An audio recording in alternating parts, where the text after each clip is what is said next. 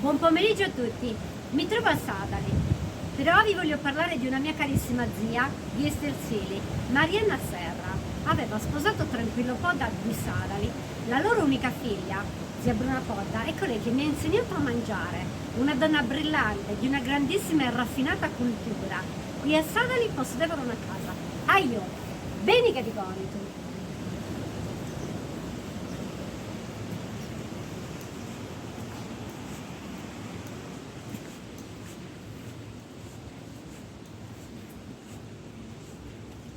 Oggi è diventata la casa museo Podda.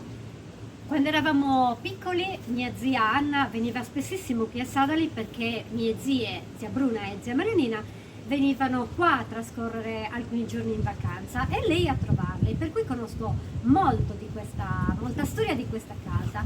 Qualche anno fa sono stata a Genova e la nonna di mia cugina, zia Eleonora Pilodi, mi ha raccontato che quando era bambina e passava nelle strade vicine a questa casa, vedeva la selvaggina appesa nelle finestre, perché loro erano due persone molto, ma molto ricche, soprattutto erano due donne veramente generose.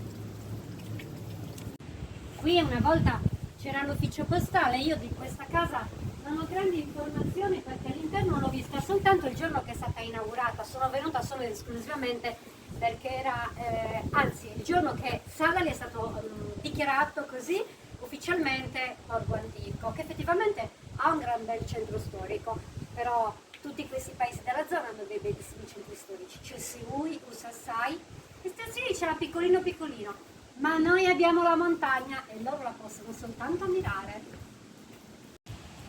Era una casa di persone chiaramente benestanti, anzi, diciamolo pure, ricche. Mentre di questa casa vi posso raccontare poco perché non l'ho ancora visitata, tanto vi posso raccontare della casa che possedevano in Piazza Repubblica a Cagliari, 240 metri quadri, 250, enorme, salottini, soggiorni, tantissime librerie, e in quella casa io ho conosciuto illustri personaggi perché ci andavo spessissimo con i miei genitori e mio fratellino. Una volta, pensate un po', che ho pranzato con le cugine di Saragat, il famoso Presidente della Repubblica. Ricordo che in questa casa c'era sempre la tavola imbandita e io ancora ero nella fase bevo solo latte, non mi piace nulla. E mia mamma, che era una grandissima osservatrice, disse: zia Bruna, però oggi il tavolo è particolarmente apparecchiato, in modo così, c'è un tocco, queste posate sono d'argento, questi piatti normalmente non li sistemi mai. Alfia, oggi abbiamo queste illustri personalità. È per questa ragione che io ho saputo che all'epoca c'era Saragat, le cugine di Saragat, che per me erano però chiaramente delle signore molto eleganti, molto per bene, ma non sapevo nient'altro di loro, ero troppo piccola per sapere che fossero le cugine di un grande Presidente della Repubblica. Io presumo che siano queste le finestre di cui mi ha parlato zia Eleonora, le finestre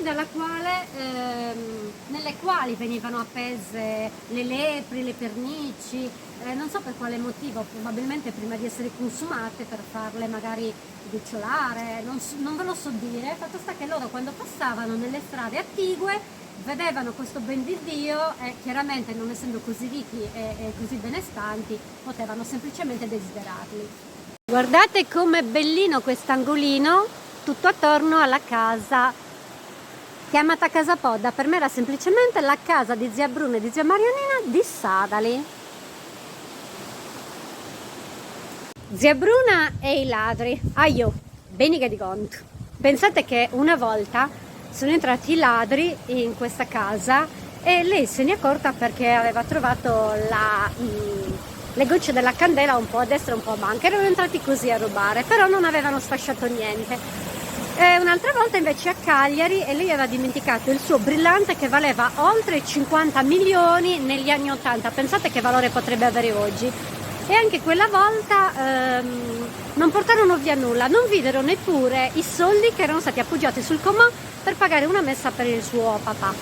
E anche in quell'occasione, come quando entrarono a sala, gli disse: sono stati dei ladri ma onesti perché non hanno trovato niente ma non hanno sfasciato nulla.